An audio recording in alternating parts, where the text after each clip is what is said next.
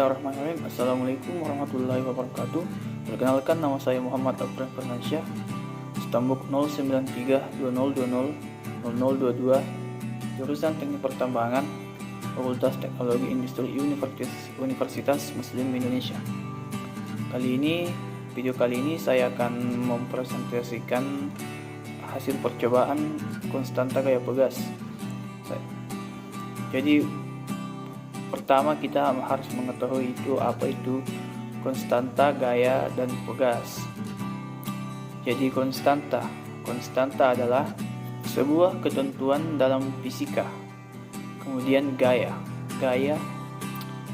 adalah tarikan atau dorongan yang dilakukan kepada sebuah benda yang dapat mempengaruhi benda tersebut. Kemudian pegas adalah salah satu contoh benda elastis yang dapat berubah bentuk apabila dikenakan gaya padanya. Kemudian akan kembali ke bentuk semula jika gaya itu ditiadakan. Kemudian adapun hukum yang menjadi acuan dalam percobaan kali ini yaitu hukum Hooke, di mana hukum Hooke adalah hukum atau ketentuan mengenai gaya dalam bidang ilmu fisika yang terjadi karena sifat elastisitas dari sebuah pegas. Kemudian kita harus mengetahui apa itu pengertian konstanta gaya pegas. Jadi konstanta gaya pegas adalah besarnya gaya yang dibutuhkan atau yang harus diberikan sehingga terjadi perubahan panjang sebesar satu satuan panjang. Selain hukum Hooke, ada juga istilah elastisitas. Elastisitas juga sangat berkaitan erat dengan konstanta gaya pegas. Jadi elastisitas adalah sifat benda yang cenderung mengembalikan ke bentuk semula benda tersebut setelah mengalami perubahan akibat gaya. Lalu kemudian elastisitas terbagi menjadi 3 bentuk, yaitu ada regangan, mapatan, dan gesiran. Regangan merupakan perubahan bentuk yang dialami sebuah benda akibat dua gaya yang berlawanan arah. Secara umum, regangan dapat dituliskan dengan R sama dengan delta L per L, di mana delta L adalah perubahan panjang dan L adalah panjang mula-mula. Kemudian mapatan adalah perubahan bentuk yang dialami oleh sebuah benda akibat dua buah gaya yang berlawanan arah, yang arahnya itu menuju ke pusat benda. Jadi sifatnya itu terdorong ke dalam. Kemudian regangan, gesiran merupakan perubahan bentuk yang dialami oleh sebuah benda jika dua buah gaya dikenakan pada masing-masing sisi benda. Kemudian ada energi potensial pegas.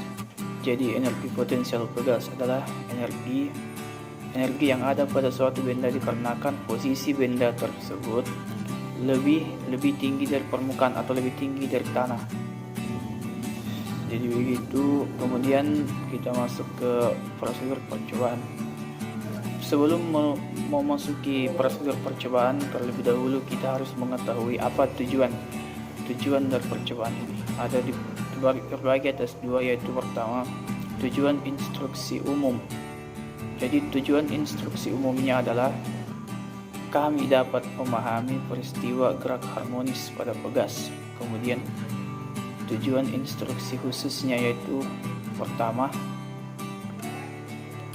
kami dapat memahami arti waktu atau periode getaran dan frekuensi getaran. Kedua, kami dapat mengetahui pengaruh simpangan terhadap terhadap getaran.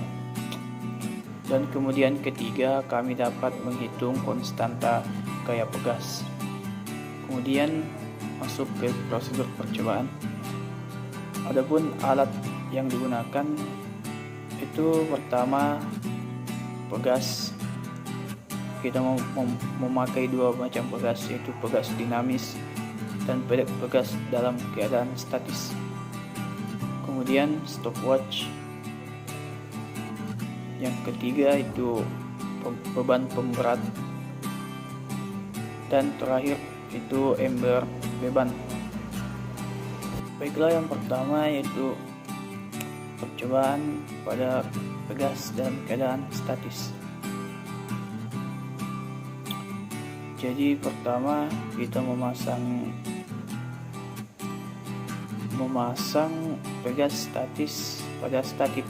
Kita menggantung pegas statis pada statif, kemudian menggantung ember beban pada ujung pegas statis, lalu memasukkan beban seberat 10 gram ke dalam ember beban. Tapi sebelum itu kita harus melihat posisi ember beban harus berada pada titik 0. Setelah memasukkan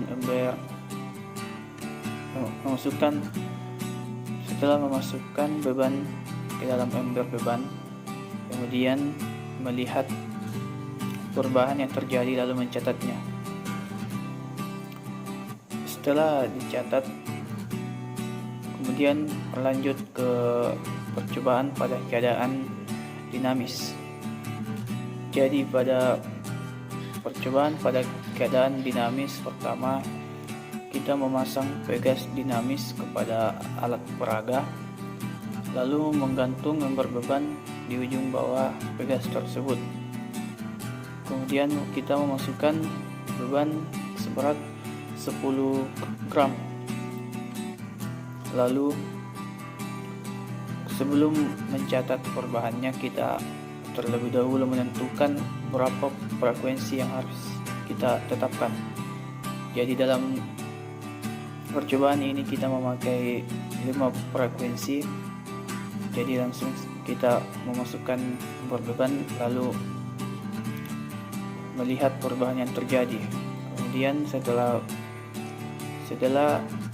pegas dalam keadaan stabil, kemudian kita mulai menghitung sebanyak 5 frekuensi dan mengukurnya melalui stopwatch. Setelah 5 kali kita mencatat perubahan yang terjadi. Kemudian kita melakukan prosedur yang sama dengan beban yang berbeda. Setelah itu mencatat semuanya hasil percobaan. Jadi prosedur percobaannya telah selesai. Jadi inilah hasil percobaan yang telah kami lakukan. Anda bisa melihatnya di dalam tabel. Kemudian berikut merupakan proses perhitungan pada kedua beban pegas, yaitu pegas statis dan pegas dinamis. Anda bisa melihatnya secara lebih jelas dalam tabel.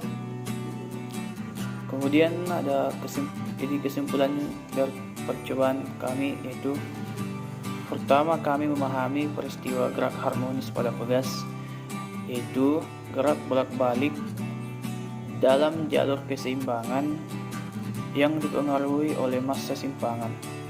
Kemudian kami sudah memahami apa arti waktu, yaitu waktu didefinisikan sebagai periode atau waktu yang diperlukan untuk melakukan suatu getaran. Kemudian sedangkan frekuensi adalah banyaknya getaran dalam waktu tertentu. Itulah kesimpulan yang kami dapat setelah melakukan percobaan konstanta gaya pegas. Kemudian adapun ayat yang berhubungan, yaitu Quran surah Al-Kahfi ayat 54, yaitu berbunyi, A'udzubillahi minasyaitonirrajim, Bismillahirrahmanirrahim. Walaqad syurrabna fil hazal Qur'ani linnasi min kulli masal wa kanal insanu aksara syai'in jadala. Sadaqallahul azim. Artinya, dan sesungguhnya kami mengulang-ulang bagi manusia dalam Al-Quran ini bermacam-macam perumpamaan, dan manusia adalah makhluk yang paling banyak membantah. Quran Surah Al-Kahfi ayat 54. Jadi demikianlah video yang saya buat. Kurang dan lebihnya mohon dimaafkan. Wabillahi taufiq wal hidayah. Wassalamualaikum.